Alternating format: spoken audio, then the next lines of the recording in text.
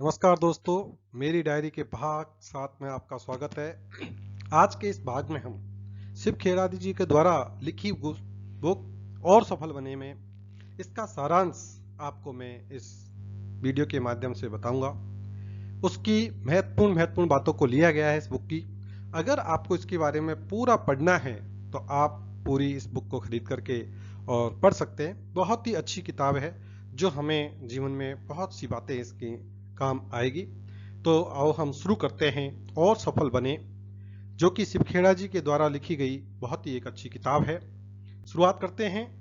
इसमें कहते हैं कि पॉजिटिव एटीट्यूड वाले इंसान को कोई रोक नहीं सकता और एक नकारात्मक यानी नेगेटिव एटीट्यूड वाले इंसान की कोई मदद नहीं कर सकता। या यूं कहें कि जिसकी सोच ही नकारात्मक है उसकी कोई मदद नहीं कर सकता, और जिसकी सोच अच्छी है वो हमेशा सफल पाता है। दूसरे शब्दों में, जिस इंसान के पास सकारात्मक सोच यानी पॉजिटिव एटीट्यूड है उसी के कदमों में सफलता होती है। इसलिए सफलता प्राप्त करने का पहला और महत्वपूर्ण बात है वो ये है कि हमें हमारी सोच सकारात्मक रखनी है। तथ्यों को हासिल करना ज्ञान है, तथ्यों को सही समझना समझदारी है, और उन तथ्यों को अपने जीवन में उतारना बुद्धिमत्ता है। हम जो तथ्य इकट्ठे करते हैं, पता करते हैं या प्राप्त करते हैं वो हमारी जानकारी है, और उन तथ्यों को जो हम समझते हैं वो समझदारी है। परंतु जब हम उनको अपनी जिंदगी में लागू करते हैं, काम में लेते हैं, तब वो हमारी बुद्धिमत्ता कहलाती है। अगर किसी विचार पर कुछ काम नहीं किया जाए तो उसे दम तोड़ते देर नहीं लगती। विचार तो हम अच्छे अच्छे सुनते हैं, पढ़ते हैं, देखते हैं, पर अगर उन विचारों को जीवन में नहीं अपनाया जाए तो वो विचार हमारे कोई भी काम के नहीं है। बढ़िया से बढ़िया विचार भी तब तक बेकार है जब तक उस पर कोई कदम नहीं उठाते। चाहे कितना भी अच्छे से अच्छा विचार हो, चाहे हमने देखा, चाहे हमने पढ़ा, चाहे हमने सुना, पर उस पर काम नहीं किया तो वो बेकार है। इसलिए अच्छे विचारों को जिंदगी में देखिए, पढ़िए, सुनिए और उनको अपनी जिंदगी में उतारिए, तो ही हमारे लिए काम के हैं, वरना बेकार है। सफलता न ही कोई चमत्कार है और न ही कोई रहस्य। यह तो कुछ सिद्धांतों को लगातार सही तरीके से अमल में लाने का नतीजा है। इन सिद्धांतों को अमल में लाने का जो हमारा जुनून है, जो हमारी प्रतिबद्धता है, वही सफलता और विफलता का फर्क बताती है।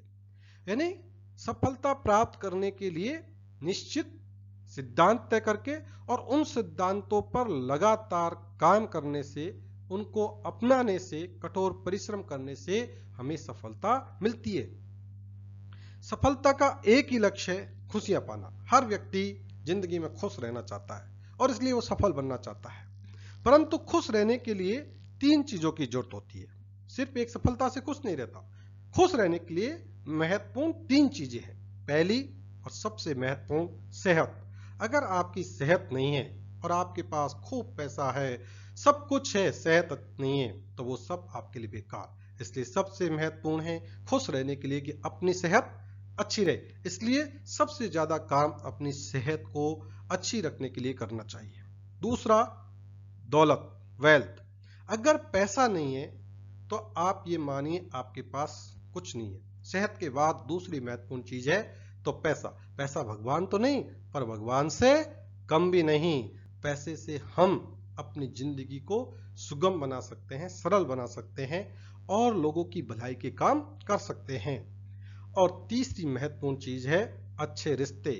हमारे पास दौलत है, सेहत है, पर अगर हमारे परिवार में रिश्ते अच्छे नहीं है, माँ बाप से रिश्ते अच्छे नहीं है, पति पत्नी के रिश्ते अच्छे नहीं है, संतान से रिश्ते अच्छे नहीं है, तो वो दोनों ही चीजें हमारे खुश नहीं रख पाएगी। इसलिए सेहत, दौलत और अच्छे रिश्ते, ये 3 चीजें खुश रहने के लिए जरूरी है।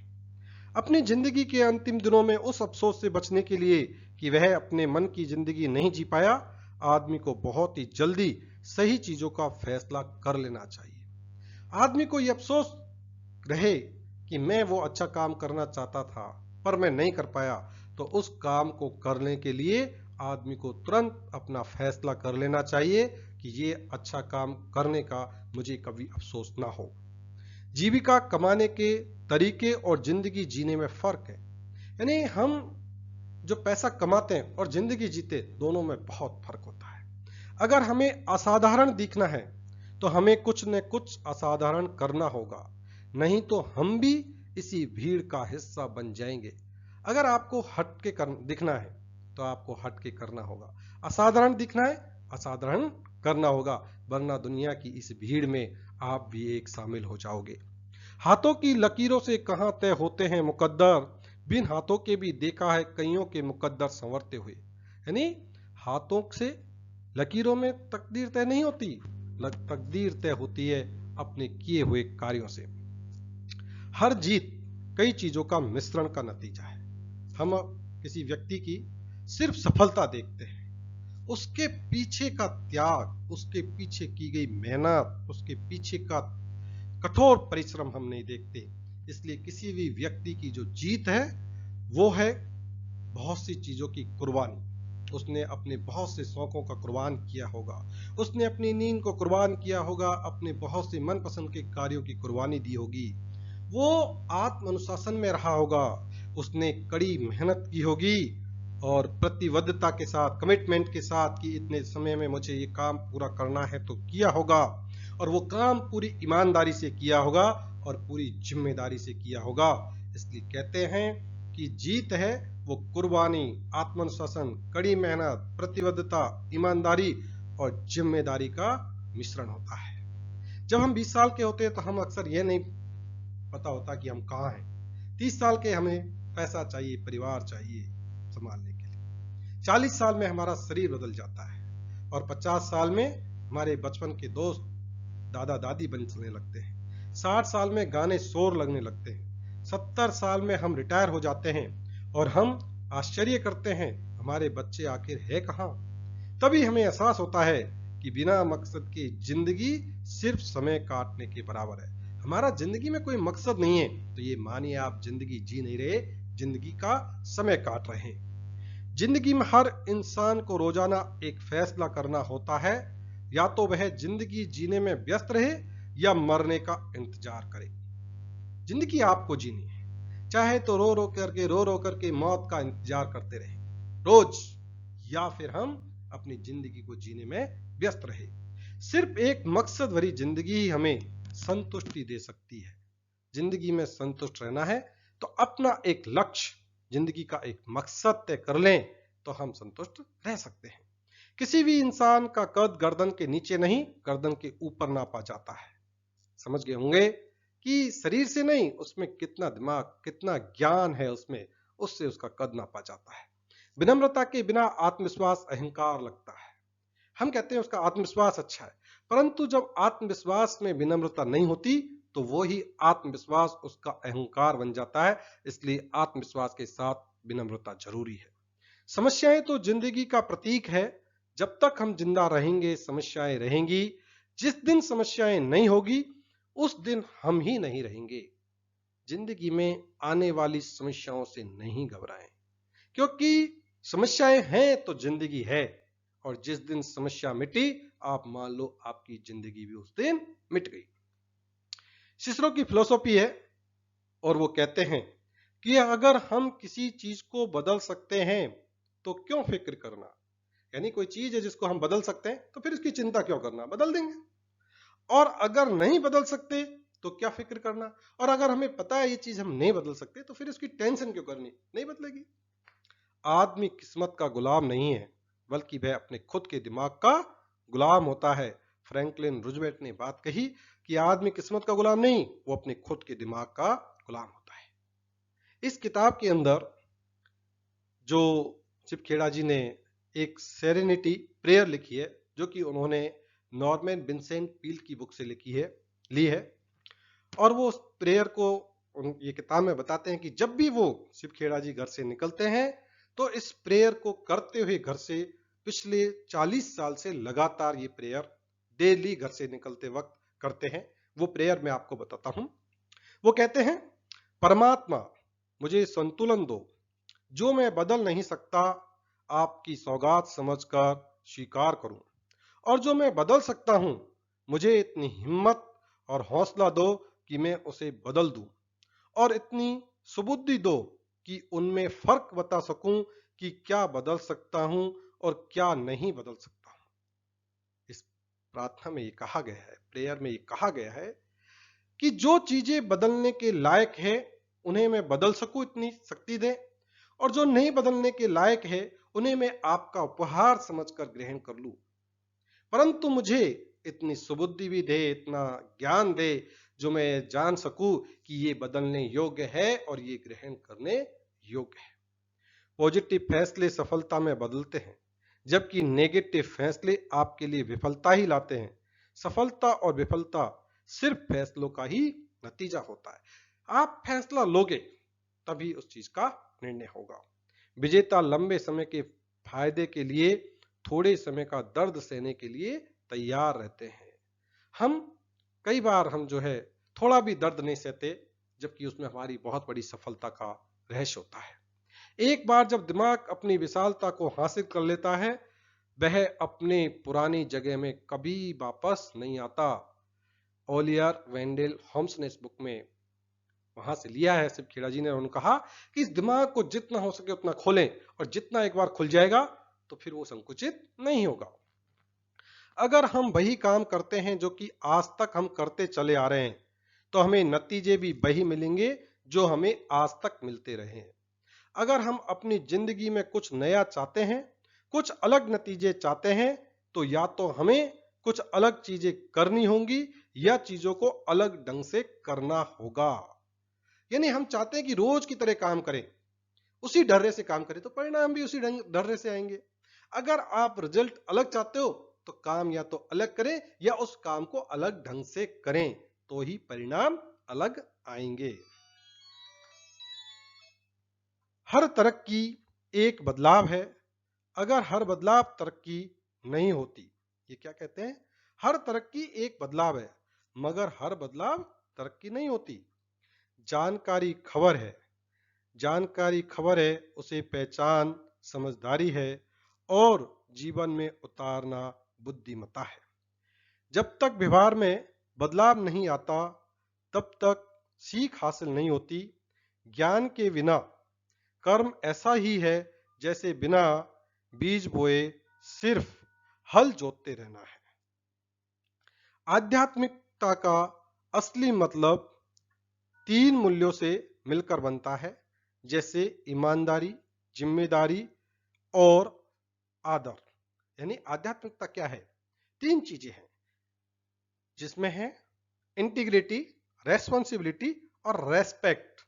ईमानदारी, जिम्मेदारी और आदर, जिसमें ये 3 चीजें हैं, वो आध्यात्मिक है। ईमानदारी और सच्चाई के साथ किया गया कोई भी काम जो आपके जीवन को ऊपर उठाती है, उसे आध्यात्मिकता कहते हैं। जो हाथ लोगों की सेवा करते हैं, वो उस मुंह से कहीं अच्छे हैं जो सिर्फ दुआ करते हैं। पैसा बनाना चोरी है, पैसा कमाना आध्यात्मिकता है। काम के बिना पैसा एक चोरी है। यानी पैसा बना रहे हैं हम, बिना काम के हमें पैसा मिल रहा है, वो चोरी है। और पैसा कमा रहे हैं, मेहनत से पैसा, जितना काम उतना दाम, वो आध्यात्मिकता है। और काम के बिना अगर हम पैसा ले रहे हैं तो वो चोरी है। दिमाग में जो विचार हम एक बार रख लेंगे, वह दूसरे विचार के लिए एक बीज के रूप में काम करेगा। जो इंप्रेशन ये विचार हमारे दिमाग में छोड़ देंगे, वह हमारे दिमाग की जमीन में कहीं जाकर स्टोर हो जाएगा। हमारे दिमाग में कोई न कोई विचार आता है, वो कुछ न कुछ हमारे दिमाग के अंतर मन में लंबे समय तक रहता है। वो कोई न कोई विचार हमारे दिमाग में कुछ न कुछ बीज छोड़ ही जाता है। यह एक मल्टीप्लायर असर है। एक बीज सिर्फ एक ही फल नहीं देता, बल्कि फसल कई गुना पैदा होती है, फिर चाहे वह नेगेटिव हो या पॉजिटिव। देखो कितनी बड़ी बात कही है इस किताब में, कि जिस प्रकार एक बीज के बोने से एक ही बीज पैदा नहीं होता, वो बहुत सारे बीज देता है। पेड़ वृक्ष बनता है, वृक्ष से बहुत सारे बीज बनते हैं। इसी तरह हमारे दिमाग में जो एक विचार आता है, उससे सिर्फ एक ही परिणाम नहीं निकलता, उससे बहुत सारे परिणाम निकलते हैं। अगर आपके दिमाग में नेगेटिव विचार आया तो नेगेटिव परिणाम बहुत सारे निकलेंगे। अगर आपके दिमाग में अच्छा ख्याल आया, पॉजिटिव आया, तो बहुत सारे सकारात्मक निकलेंगे। इसलिए अपने दिमाग में अच्छे विचारों का बीज बोया जाए।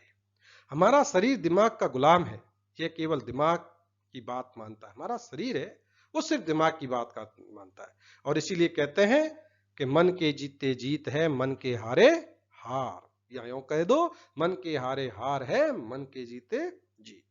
अगर आप जिंदगी के आउटपुट से खुश नहीं हैं, तो आपको अपने इनपुट को देखना होगा। अगर आप साधारण चीजें करेंगे तो आपकी साधारण जिंदगी होगी। अगर आप खास काम करते हैं तो खास जिंदगी बिताएंगे। आप अपनी जिंदगी के जो काम कर रहे हो, उससे जो परिणाम मिल रहा है, उससे खुश नहीं हो, तो आप अपने काम का ढर्रा बदलिए, या काम बदलिए, या काम करने का तरीका बदलिए। हर विचार एक बीज है। अगर आप घटिया बीज डालेंगे तो आप एक अच्छी फसल की उम्मीद नहीं कर सकते। जितना पैसा हम अपनी गर्दन से नीचे, मतलब तन पर खर्च करते हैं, अगर उसका एक छोटा सा हिस्सा भी हम गर्दन से ऊपर यानी दिमाग पर निवेश करें, तो हम एकदम ही अलग मुकाम पर होंगे। इसलिए इस तन पर खर्च करो, मगर अपने इस दिमाग पर भी कुछ खर्चा अवश्य किया करो। अच्छी किताबें खरीदने के लिए, अच्छा ज्ञान प्राप्त करने के लिए, अच्छे विचारों के लिए। खराब संगत चरित्र को भ्रष्ट कर देती है। दोस्तों, सभी जानते हैं कि संगत का असर बहुत बुरा होता है। इसलिए अपनी संगत अच्छी रखें, क्योंकि संगत अगर बुरी है, विचार बुरे होंगे, चरित्र भ्रष्ट होगा। हमें नेगेटिव, स्वार्थी, बेईमान और गैर जिम्मेदार लोगों से दूर रहने की जरूरत होती है, क्योंकि उनका प्रभाव हमारे चरित्र पर पड़ता है। उन लोगों और हालातों से बचें जो विवाद लाते हैं। इसलिए हमें अपने संगत का बहुत ध्यान रखना चाहिए। रोजाना जो बीज हम बोते हैं, उसकी अहमियत कहीं ज्यादा है उस फसल से जो हम काटते हैं। जैसा हम दिमाग में जो बीज बोएंगे, उसी हम फसल मिलेगी। अपने विचारों को चुनने में सतर्क रहें और अपने इनपुट को बहुत जांच परख कर ही चुनें। एक मजबूत दिमाग दुनिया में सब कुछ हासिल करने की क्षमता रखता है। जो आदमी सिर्फ अपने हाथों से काम करता है, उसे मजदूर कहते हैं। जो आदमी सिर्फ अपने हाथ और अपने दिमाग से काम करता है, उसे कारीगर कहते हैं। लेकिन जो आदमी अपने हाथ, दिमाग और दिल से काम करता है, उसे कलाकार कहते हैं। इसलिए हम अपने सिर्फ हाथों से काम करेंगे तो मजदूरी रहेंगे और बहुत कम कमाएंगे। अगर हम हाथ और दिमाग से काम करेंगे तो थोड़ा मिस्त्री बन जाएंगे, कारीगरी कहलाएंगे, थोड़ा और कमा लेंगे। परंतु अपना हाथ और दिमाग के साथ अगर किसी कार्य में दिल लगा दिया तो आप कलाकार कहलाएंगे। अगर आप अन्याय की स्थिति को जानते हुए भी निष्पक्ष रहते हो, तो आप शोषक का साथ देना चुनते हैं। अगर आप एक हाथी को चूहे पर पांव रखते हुए देख रहे हो और फिर आप कहते हो कि आप एकदम निष्पक्ष हो, तो चूहे को आपकी निष्पक्षता स्वीकार नहीं होगी। बहुत बड़ी बात कही है इस बुक में, और जो कि उन्होंने डेसमंड टुटू की बुक से ली है, कि अगर आप अन्याय होते देख रहे हो और आप उस अन्याय में मूक दर्शक बने हो, तो इतिहास कभी भी आपको माफ नहीं करेगा। अन्याय को होते हुए देखते रहना और कुछ नहीं करना भी उसके अन्याय में साथ देने जैसा है, जो कि आज के वर्तमान समय में अधिकांश लोग ऐसा करते हैं। सोचते हैं अपने को क्या, परंतु ऐसा नहीं। जो वहां पर पीड़ित है, वो कभी भी आपको निष्पक्ष नहीं समझ पाएगा। अगर आप जिंदगी में किसी को कोई भी चीज उधार देना चाहते हैं, तो अपना पैसा बेशक दे दे, मगर अपना नाम कभी नहीं। क्योंकि पैसा दोबारा हासिल किया जा सकता है, लेकिन नाम दोबारा हासिल करना बहुत मुश्किल है। एक पुरानी कहावत है, जब पैसा खो जाता है तो कुछ भी नहीं जाता, मगर जब सेहत जाती है तो कुछ चला जाता है, मगर जब चरित्र जाता है तो सब कुछ चला जाता है। पैसा जाए तो मानना कुछ गया, सेहत गई तो मानना और कुछ गया, पर चरित्र गया तो ये मान लो कि सब कुछ गया। चरित्र कई विषमताओं से मिलकर बना है। ईमानदारी, इंटीग्रिटी, सच्चाई, ऑनेस्टी, चेतना इथिक्स, वफादारी कॉन्शियस, मानसिक शक्ति मेंटल पावर, साहस चरित्र एक बार गया तो वह फिर हमेशा के लिए चला जाता है। दिमाग की ताकत दौलत और पैसे से ज्यादा महत्वपूर्ण है। अरस्तु ने कहा है, श्रेष्ठता एक बार का काम नहीं बल्कि एक आदत है। अगर आप पूरी दुनिया की दौलत को लेकर सभी लोगों के बीच बराबर भी बांट देंगे तो 2 सालों में वह उन्हीं जेबों में वापस आ जाएगी जहां से वह निकली थी। ये कह रहे हैं कि आप दुनिया की जो लोग ये कहते हैं कि उस दौलत का विषमता से जो है वितरण है, तो ये सच है कि जो दिमाग है अगर सभी को दौलत बराबर दे दी जाए तो ये कहते हैं कि 2 साल बाद में जिसके पास जितनी दौलत थी वो वापस चली जाएगी और जिनके पास जितनी कम थी वो वापस से खर्च हो जाएगी। क्यों? क्योंकि वो तो दौलत को कमाने में लगाएंगे दिमाग, जिनको दिमाग है, जिनके पास पहले दौलत थी, और जिनके फ्री में दौलत मिली, जिनको दौलत कमाने का तरीका पता नहीं, दौलत को सहेजने का तरीका पता नहीं, पैसों का सदुपयोग पता नहीं, वो थोड़े दिन में ही पैसे ही हो जाएंगे।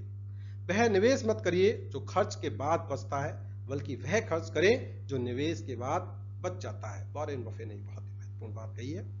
इन्फोसिस के सह संस्थापक नारायण मूर्ति का एकमात्र शौक है किताबें पढ़ना, इसलिए किताबें पढ़ते रहिए। साहस वह विश्वास है जो एक इंसान को डर से जीतने में मदद करता है। साहस का सबसे बड़ा इम्तिहान होता है हिम्मत हारे बिना नुकसान को स्वीकार करना। 1543 में कोपरनिकस ने, जिसने कि बताया कि धरती धुरी नहीं है, उनकी किताब छपी और उनको जो है इस बात के लिए शुरू में भारी विरोध का सामना जो है करना पड़ा। तो दोस्तों, इस किताब में ये की जो महत्वपूर्ण बातें हैं मैंने आपको बताई है। उम्मीद करता हूं कि आपको पसंद आई होगी। अगर आप इन बातों के बारे में विस्तृत रूप से पढ़ना चाहते हो और जानना चाहते हो तो आप सिर्फ खेड़ा जी की ये किताब खरीद करके पढ़ सकते हो। मिलेंगे डायरी के अगले भाग 8 में। धन्यवाद। जय हिंद।